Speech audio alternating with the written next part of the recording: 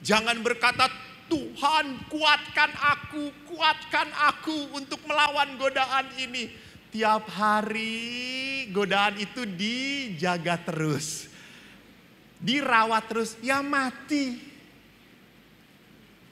Yang gak tahan. Jangan pernah melawan godaan. Setan pinter. Setan sekarang tuh tidak hadir seperti genderuwo, nenek lampir gitu. Enggak, setan sekarang tuh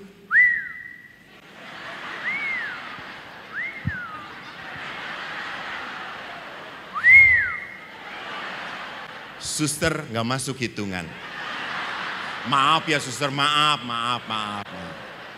Suster kan banyak hidup rohani gitu ya.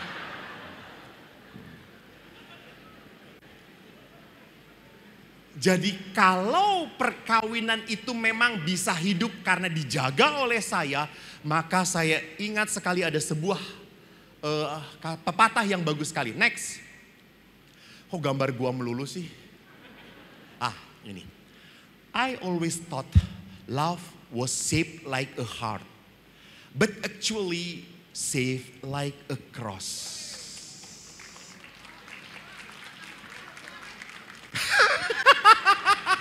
Asli. Baru sekarang seminar umat langsung artinya.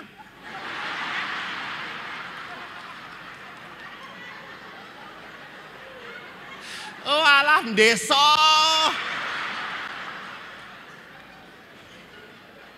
Takkan Dani ya.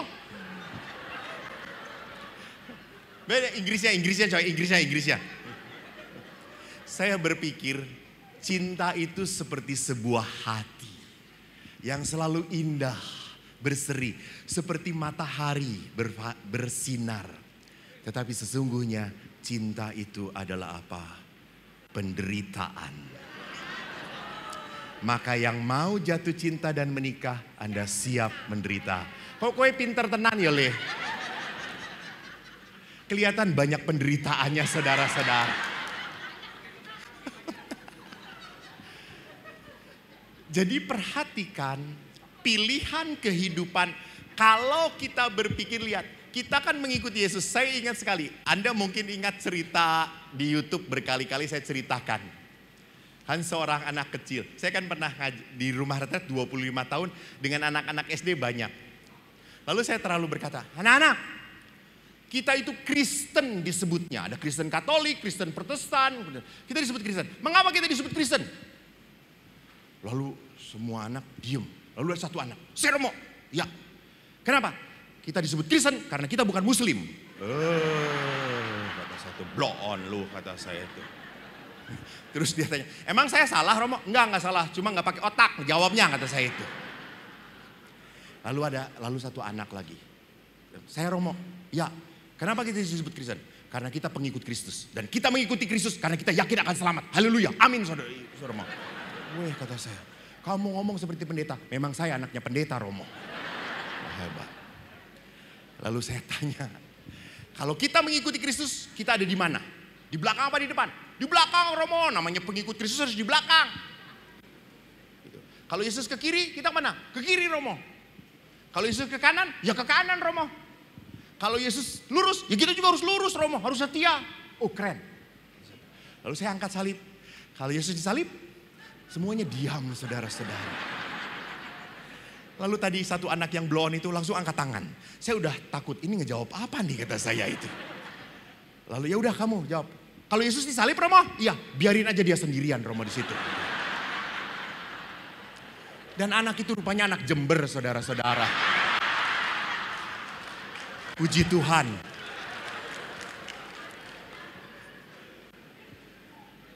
Jadi kita jangan pernah lupa kalau kita pengikut Kristus, Kristusnya aja disalib. Maka jangan pernah berdoa, Tuhan tolong supaya saya itu hidupnya bahagia, enggak banyak masalah, enggak banyak penderitaan.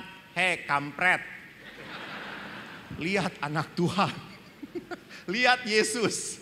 Yesus aja disalib, apalagi elo. Siapa elo? Maka jangan pernah berdoa sebagai seorang beriman, mohon supaya hidup ini mudah, mohon supaya hidup ini bahagia terus, mohon supaya saya diberkati. Woi, mohonlah supaya kamu kuat.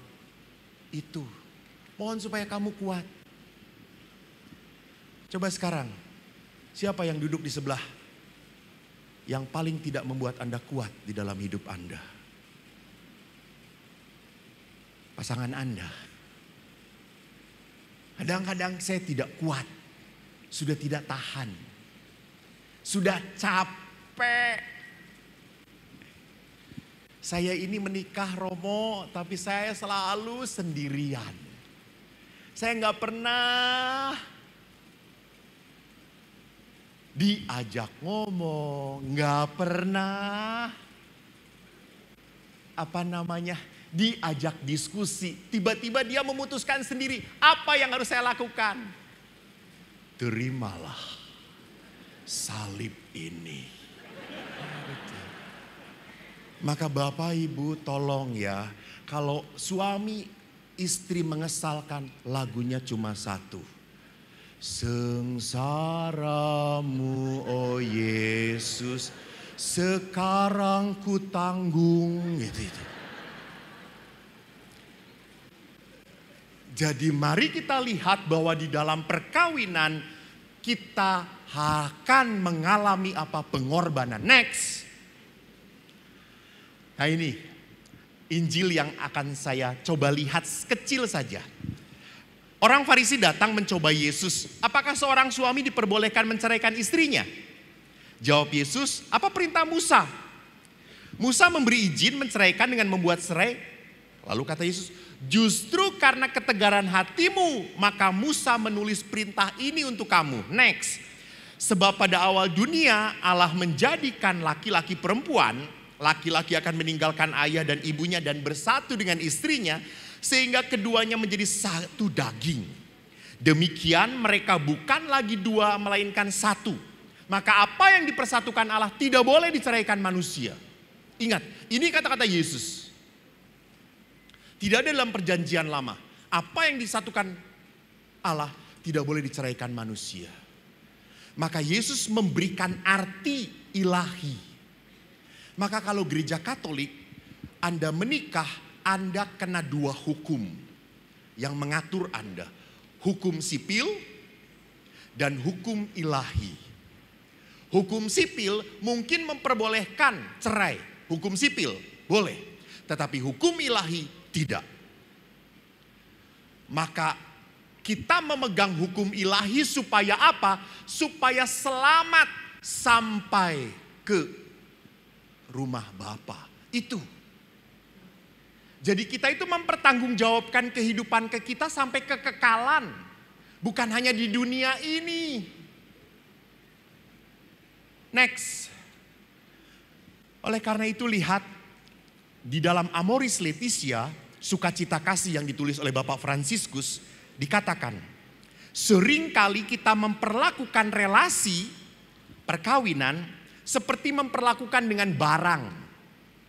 Kalau barang itu sudah tidak kita pakai, barang itu sudah bosan, apa yang kita lakukan?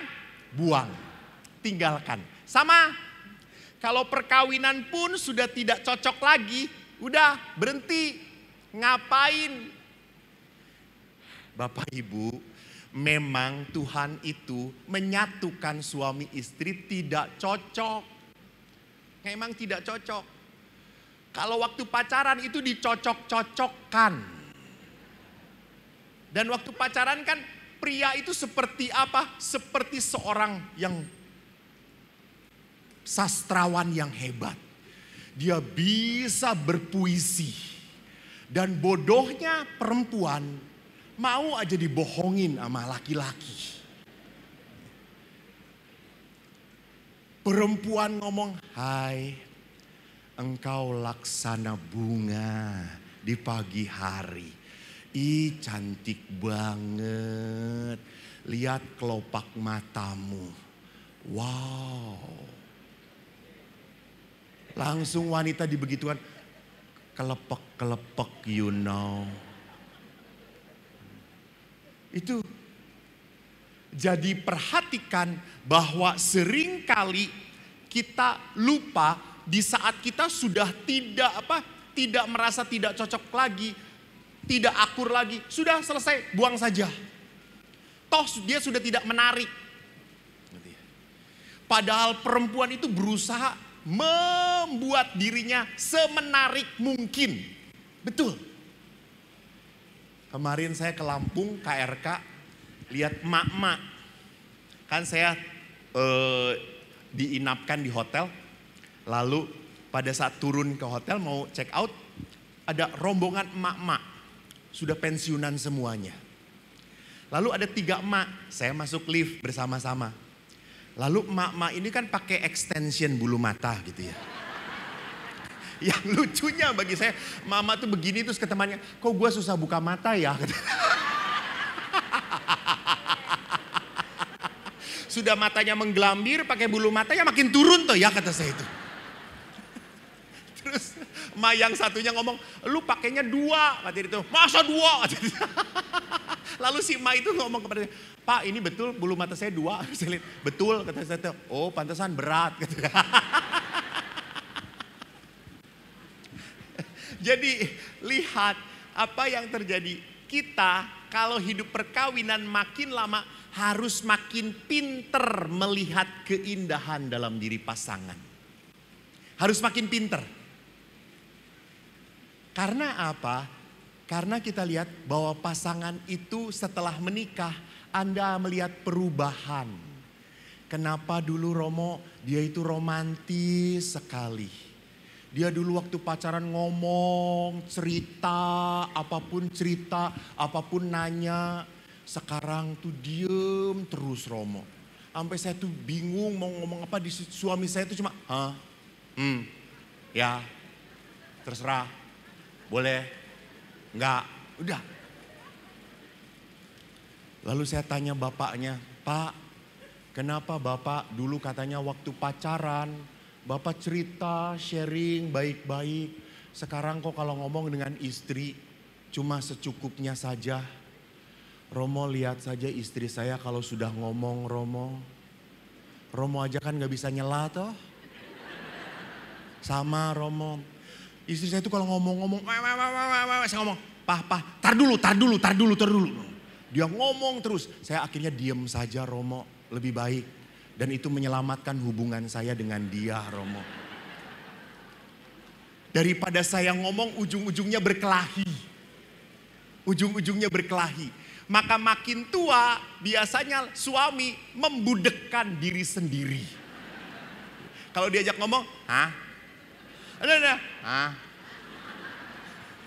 Saya ingat seorang istri laporan kepada saya, Romo tolong doakan suami saya. Kenapa? Dia makin lama sekarang makin tuli. Tolong doakan supaya dia sembuh. Oh baik, saya deketin suaminya. Pak saya doakan, jangan Romo. Biarin saya tuli, ini anugerah Tuhan gitu ya.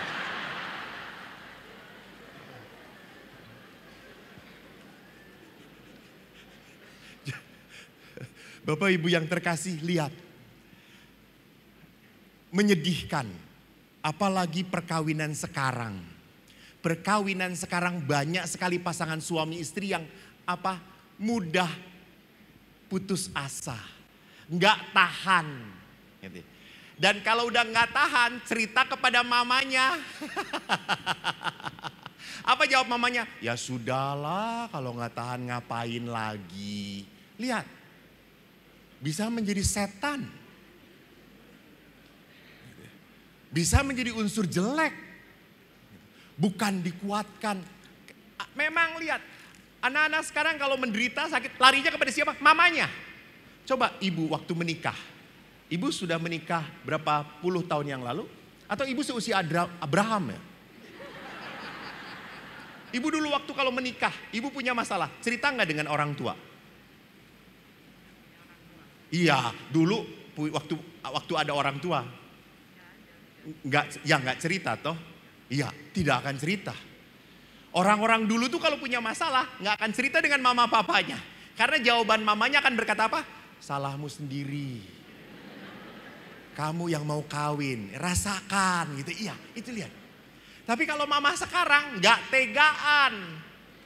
Nggak tegaan diceritakan anaknya, "Mah, aku dicuekin, mah. Dia pergi begitu aja, nggak pernah ini." Ya sudahlah, balik lagi ke mama. Kamu masih punya mama. Ini dia. Yang membuat pasangan itu tidak kuat. Jangan terlalu mudah menyelamatkan anak Anda. Sudah. Biarkan dia sakit, biarkan dia pahit. Karena dengan kepahitan dan kesakitan dia akan tumbuh. Jangan Anda menjadi penyelamat. Tidak. Oh, ada 2 orang penyelamat datang ke sini. Next, berikutnya. Nah, suami istri sulit berkembang dalam hal kasih. Karena apa? Pornografi, pendewaan tubuh dan kenikmatan.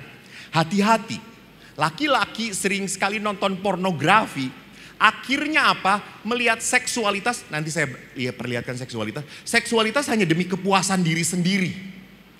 Maka ada beberapa yang tanya, "Romo, kalau di gereja diperbolehkan nggak gaya macem-macem? Gaya menukik dari atas ke bawah, melayang, ke belakang, menyamping." Terserah Pak, kata saya, itulah. Apapun.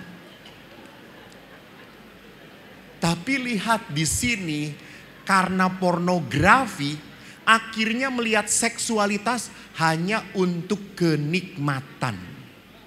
Padahal di dalam gereja bukan itu yang utama. Karena laki-laki, ingat ya, laki-laki itu on-nya cepet. Baru ngelihat BH istrinya jatuh aja udah gitu ya. Sedangkan istri on off gitu ya.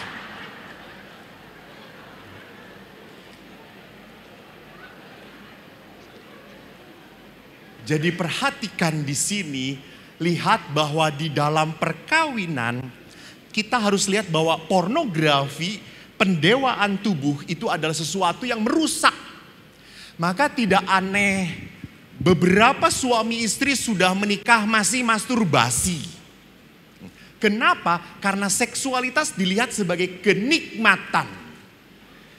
Nanti di bagian terakhir saya bicara sedikit tentang hal itu. Next. Oh, nanti dulu. Salah. Nah, karena tuntutan ekonomi membuat para anggota keluarga tidak akrab lagi. Atau yang ketiga, ketagihan. Ingat di sini, ada laki-laki yang ketagihan alkohol, judi, narkoba, ibu-ibu tagihan nonton drama Korea. Nah, ini. Kan kalau ibu-ibu sudah ngobrol tentang drama Korea, langsung, besoknya gimana ya? Dia jadi cerai nggak ya? Kalau cerai dengan aku aja, gitu. Aneh ibu-ibu ini. Kalau udah nonton drama Korea bisa menangis-nangis, ikut terhanyut. Kenapa sedih ibu-ibu kalau ikut nonton drama Korea? Karena lihat kenyataan bahwa suaminya tidak seganteng artis Korea gitu ya. Bapak Ibu lihat ada hal-hal yang membuat orang ketagihan. Sama handphone. Akhirnya lihat semuanya asik sendiri. Malam-malam juga akhirnya apa? Istri ngobrol dengan para istri. Diskon di mana? Makan besok kita kemana? Yuk kita arisan di mana? Kita jalan kemana gitu ya. Suami cari yang lucu-lucu TikToknya.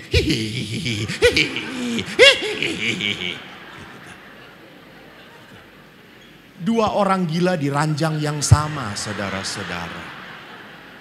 Semuanya autis masing-masing. Itu. Ini kan pasangan suami istri yang aneh toh ya gitu ya. Next. Maka Bapak Ibu, bagaimana kita memahami konflik? Lihat di sini. Ada sebuah penelitian yang bagus sekali. Next. Kalau Bapak Ibu lihat next. Nah ini cukup. Ada sebuah penelitian yang memperlihatkan apa sih yang menjadikan konflik terbesar dalam pasangan suami istri. Ekonomi, anak-anak, lain-lain, orang ketiga, pribadi pasangan. Rupanya yang menempati porsi tertinggi 35% ke atas adalah apa? Pribadi pasangan yang berubah. Jadi yang dulu waktu pacaran idealnya gue, sekarang setelah menikah, Tuhan sudah tidak kuat aku. Angkat dia ke surga sekarang ini juga. Gitu ya. Ibu bapak ingat ya, istri itu jadi seperti itu karena kawin dengan Anda. Ingat itu. Dan suami jadi seperti itu karena kawin dengan wanita seperti ini. Gitu ya. Jadi kalau dikatakan, mah kenapa kamu tuh makin jelek ya tiap hari? Ya karena kawin dengan elu. Ke salonnya yang murah. Coba kalau saya kawin dengan yang punya ini. Touchingnya aja sekali touching jutaan gitu ya. Maka bisa aduhai. Dan yang menarik adalah saya melihat penelitian baru kemarin 2021. Ada kasus menikah 1,74 juta pernikahan. 1,74 juta. Dan bercerai 2021 kurang lebih ada 447 pasangan. Itu berarti 25% dari perkawinan cerai. Dan Bapak Ibu, siapa yang menggugat cerai paling banyak? Siapa? Siapa? You right. Betul, you right. Karena selalu yang merasakan keluarga tidak beres adalah istri. Sedangkan suami fine-fine saja. Jadi selalu yang punya masalah itu Romo, suami saya begini. Suami kalau ditanya, oke. Kenapa suami tidak punya masalah? Karena suami adalah sumber masalah dari perkawinan itu.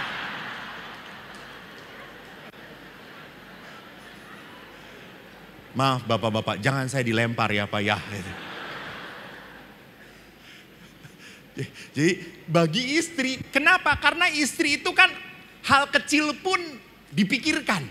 Itu perempuan. Jadi perempuan tuh hal-hal kecil semua dipikirkan. Suami itu kan main enteng-enteng aja. Gampang ngomongnya. Si bapak itu cuma ngomong aja Romo. Semua yang dimelakukan siapa akhirnya? Istri. Anda tahu, saya sejak SMA sekolah dengan laki-laki terus semuanya. Dan saya itu pernah camping dengan semua laki-laki. Sampai ke tempat camping itu sampai apa? Lupa bawa panci. Setelah saya jadi pastor, saya berangkat dengan para pastor, 5 pastor dari Bandung ke Jawa Tengah. Saya supir. Sampai di tengah jalan kan kita haus. Terus saya tanya, ada minum? Nggak ada. Ada makanan kecil? Nggak ada. Ya Allah. Jadi ke Alfamart dulu. Bulan berikutnya saya pergi dengan suster-suster, saudara-saudara. Anda tahu apa yang terjadi? Baru 10 kilometer, klitik. Apa suster? Super mie Romo. Semua dibawa wanita. Ya tahu bapak juga sama. Dari Jember ke Surabaya, siapa yang menyiapkan pakaian? Istri. Siapa yang nyiapin makanan? Istri. Bapak tinggal nyetir. Pah, minum. Pah, jeruk, emplok. Semua sudah dikupas saudara-saudara. Bersih, tinggal ngemplok. Saya nyupirin dengan Romo, jeruk, dikasih jeruk-jeruknya, ini jeruk gitu ya. Buset kata saya, ini lihat laki-laki saudara-saudaraku. Maka saya suka ketar-ketir kalau saya pergi keluar kota yang menjemput laki-laki, Allah. Anda tahu mobilnya bagus, kosong saudara-saudara. Ya ampun, puasa pantang deh. Laki-laki. Jadi di sini kita harus lihat bahwa apa? Bahwa istri banyak menggugat cerai karena apa? Melihat banyak masalah.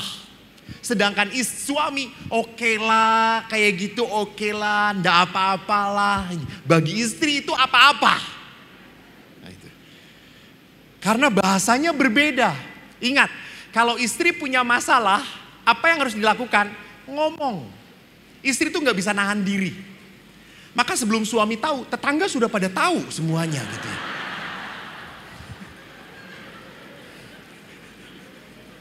Karena suami nggak mau tahu.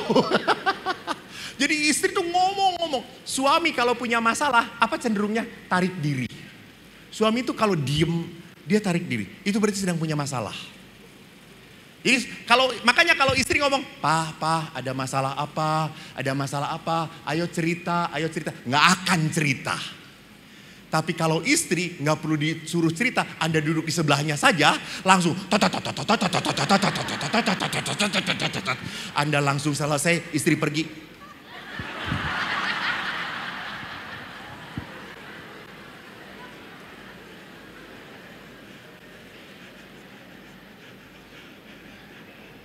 Next. Nah, mari kita lihat bahwa perkawinan itu bukan musibah. Next. Nah, Bapak Paus mengatakan tidak ada keluarga yang jatuh dari surga. Sempurna, dikemas sekali bagi semua. Membutuhkan perkembangan tahap demi tahap dalam kemampuan untuk mencintai. Bu, Pak, walaupun 46 tahun perkawinan ya, 46 tahun. Bapak ngerti istri seluruhnya tentang istri. Nah lihat. 46 baru separohnya. Benar. Karena perempuan itu aneh. Menangis belum tentu bersedih. Tertawa belum tentu bahagia. Itu perempuan. Kita tidak akan pernah mengerti pasangan Anda. Enggak bisa. Kelihatannya senyum-senyum, baik-baik, tiba-tiba nusukin pisau. Bisa terjadi gitu ya. Jadi misteri, kita tidak pernah bisa mengetahui pasangan kita secara tuntas. Enggak. Dan yang kedua adalah apa? Pribadi pasangan tidak bisa berubah. Tidak ada itu. Enggak ada. Jadi Romo saya itu berdoa, pernah toh seorang ibu protes dengan saya. Romo, saya bertahun-tahun berdoa supaya suami saya jadi Katolik. Suami jadi Katolik, Romo. Saya berdoa terus menerus siang malam jungkir balik. Setiap ada Romo minta mohon didoakan. Dan setelah 10 tahun tetap suaminya tidak menjadi Katolik. Lalu dia tanya kepada saya, apa yang saya harus lakukan, Romo? Terus saya katakan, ibu rubah doa ibu. Ibu yang salah. Ibu ingin merubah suami ibu. Nggak bisa.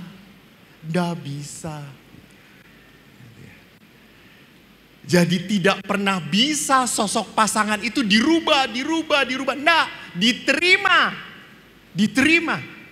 Dan akhirnya pada saat diterima, kita bisa saling menyesuaikan. Gitu ya. Kan ada cara marah. Suami ada yang diem. Ada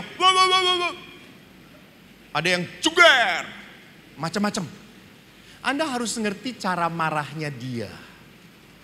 Jadi kalau udah diem, istri Anda misalnya marahnya diem, jangan Anda langsung ngomong, sedang marah ya, ditabok Anda. Kita harus peka, mengerti. Maka sama, kapan istri butuh saya, kapan istri butuh didekati, kapan istri butuh dipeluk. Karena pernah seorang istri itu mau baikan dengan suaminya. Dia ingin sekali mengungkapkan sayang. Suaminya senang nonton sepak bola, istrinya langsung lendotan. Lalu suaminya dilendotin, minggir ke kanan. Lalu istrinya gak mau kalah, ngedeketin lagi, nyender lagi, minggir lagi. Lalu istrinya langsung ke depan. Mi, kata istri, ngapain sih? Gitu ya.